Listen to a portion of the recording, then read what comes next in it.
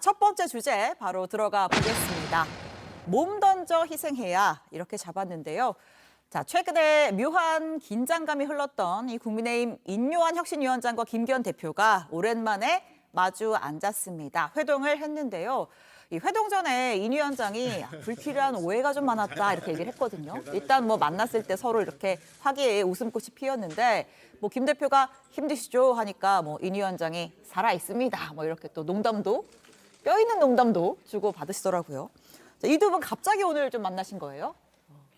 일단 혁신위원회가 혁신안을 내면 예. 김기현 당 지도부가 그걸 받아서 실천해야 되는 그런 예. 과제가 있는 거거든요. 근데 사실은 뭐 혁신이 고통 없이 또 희생 없이 이 혁신이 일어나긴 굉장히 어렵잖아요. 네. 그런 과정에서 당내에서 저 정도의 무슨 뭐 약간 미묘한 뭐 갈등 기류는 뭐 있을 수 있다라고 보고요. 네.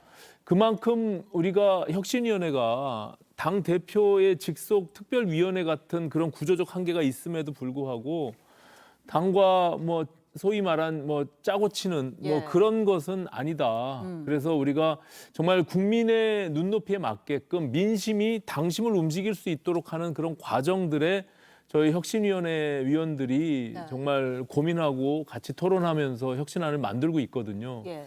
이제 아무래도 김기현 대표는 예상치 못했던 여러 가지 혁신안들 또 거기서 방송을 통해서 인요한 위원장이나 뭐 다른 대변인이 발언한 부분들 뭐 특히 혁신위의 조기 해체설이나 예. 또 뭐 용산 대통령실에서의 어떤 신뢰를 뭐 간접적으로 확인했다 뭐 이런 부분들이 아마 조금 당 대표로서는 마뜩치 않은 뭐 그런 표현이었던 것 같아요. 예. 그래서 조금 그동안의 어떤 발언보다는 좀 더 과감하게 김기현 대표가 또 언론에서 얘기를 했거든요. 그러다 보니까 이게 사실상 아까 말씀드린 대로 이게 당 지도부와 혁신위가 갈등으로 계속 치달아가면 결과적으로는 해결은 안 되고 당내 갈등만 조장하게 되는 또 이상한 모양으로 갈 수밖에 없거든요. 그래서 두 분이 아마 어제 교감을 하고 예. 전격적으로 만남이 이루어졌고 그 속에서 서로에 대한 신뢰를 확인했고요. 예. 특히 김기현 대표는 뭐 고맙다 혁신의 활동들이 그래도 다른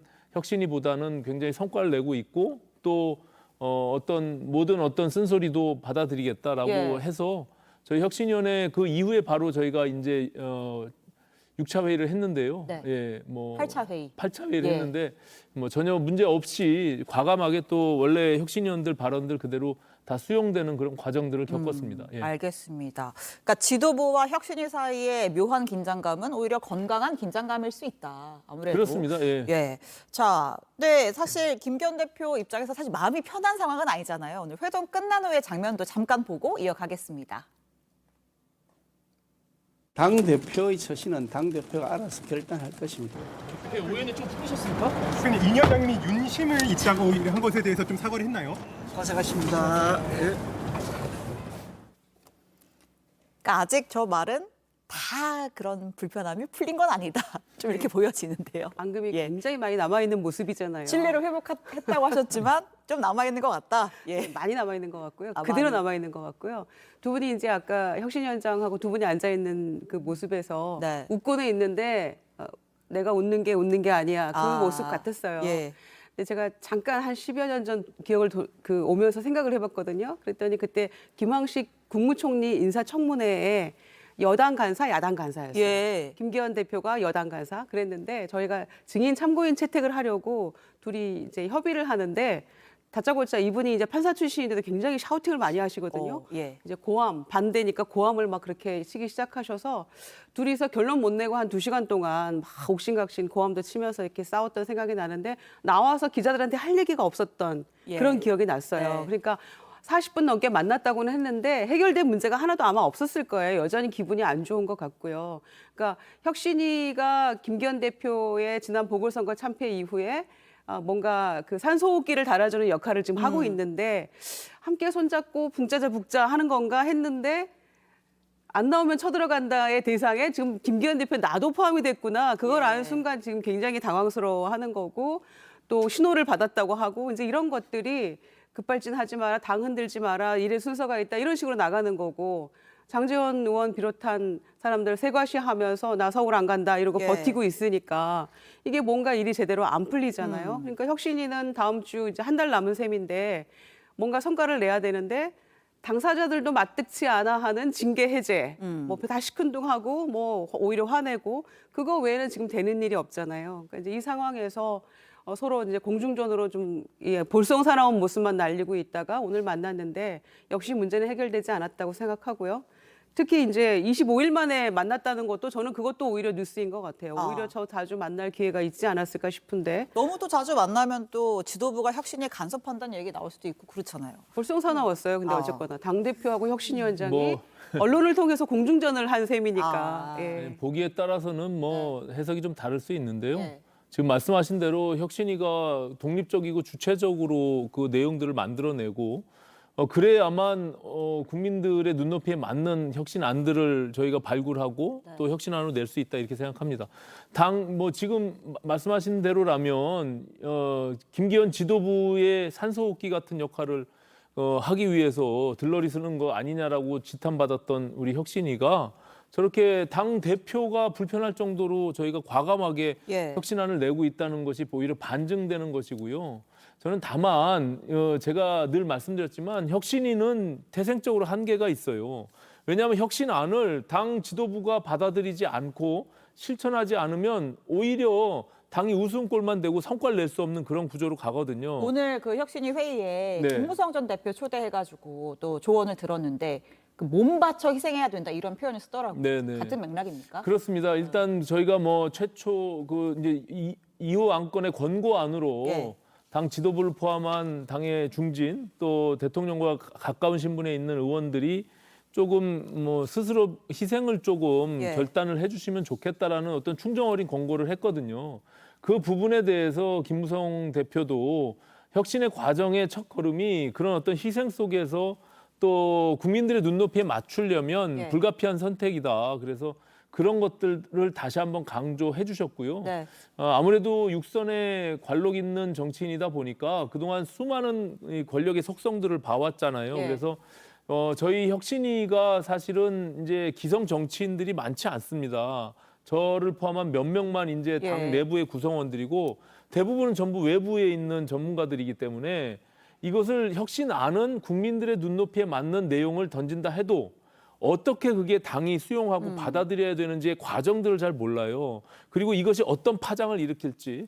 그래서 오늘 김무성 전 대표가 오셔서 그런 부분들에 대해서 정곡을 좀 찌르는 여러 네. 가지 내용들을 전달해 주셨고 예. 저희 혁신에 큰 도움이 많이 됐습니다. 예. 알겠습니다. 그러니까 오늘 자, 김기현 예. 대표는 연타를 맞았다는 생각이 들어요. 그러니까 연타요? 인요한 예. 혁신위원장하고도 뭔가 얘기는 잘 안 풀린 것 같고 당대표 내일은 내가 알아서 할게 지금 이런 얘기를 하고 있는 거잖아요. 그러니까 나 좀 압박하지 말아라 이런 취지를 했을 텐데 뭔가 혁신위원장이 얘기를 했는지는 알 수가 없잖아요. 나온 얘기가 없으니까. 그런데 김무성 전 대표 산전수전 다 겪은 분인데 역시 혁신위에 대해서도 한마디 하고 대통령실에서도 한마디 했잖아요. 예. 그러니까 이제 당 대표도 권력 주변에 있는 사람들 희생해라 이런 얘기는 장제원, 뭐 김기현 대표 다 포함된 얘기고 그다음에 국정 운영 방향은 맞는데 그 급하다 보니까 절차적 하자 있다. 예, 저는 뭐 국정 운영 방향에 맞는다 이 부분은 동의할 수 없지만 절차적 하자가 있으니까 잘해야 된다. 국민에게 져야 된다. 또 여당은 야당에게 져야 된다. 이런 얘기들은 굉장히 주옥 같은 멘트라고 생각해요. 예, 예.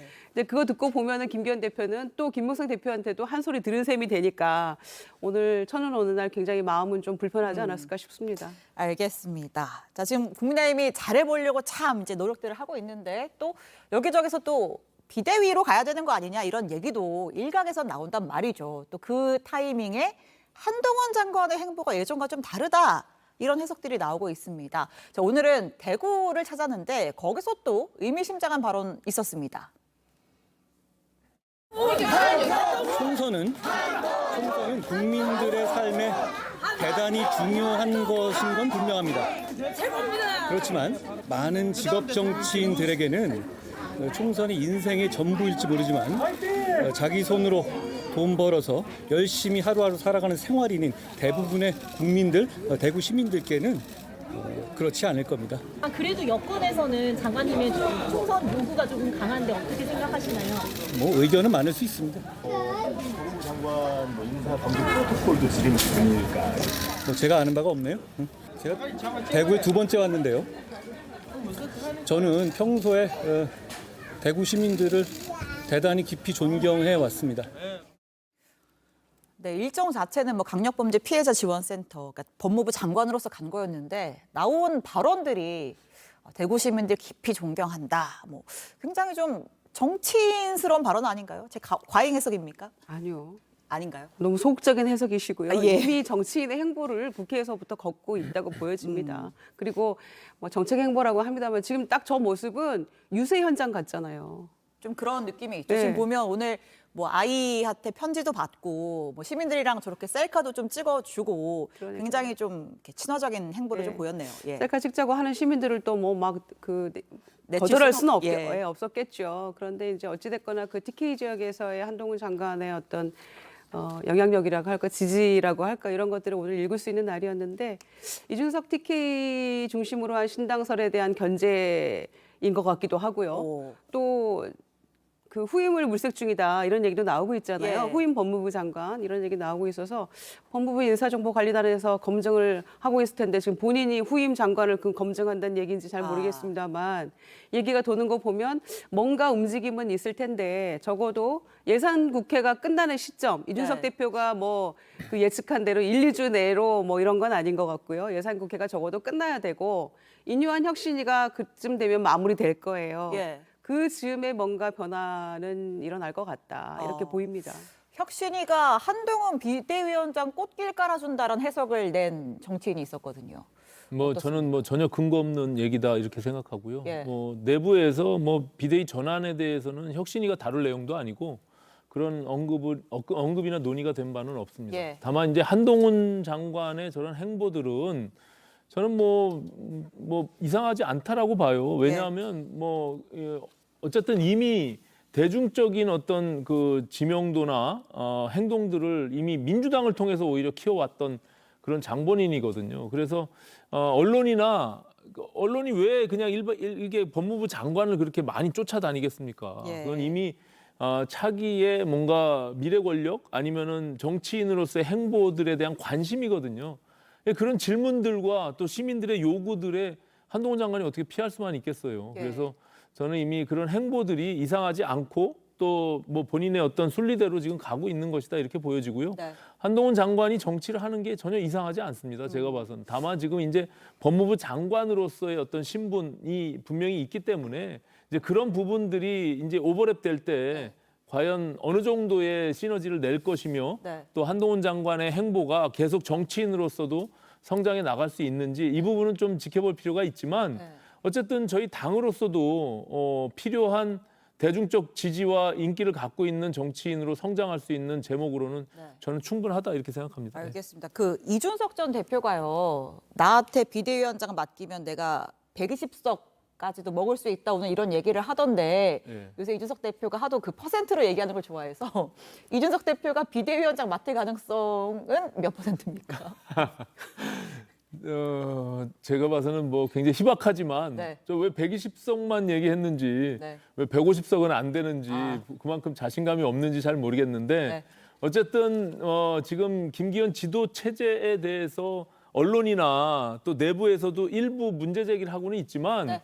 제가 봐서는 뭐 지금 뭐 굳건하게 김기현 지도부가 당을 이끌고 가겠다는 의지가 너무 확고하고요. 예, 그런 것들은 사실 근거가 좀 없는 것 같다 이런 생각이 듭니다. 예. 알겠습니다.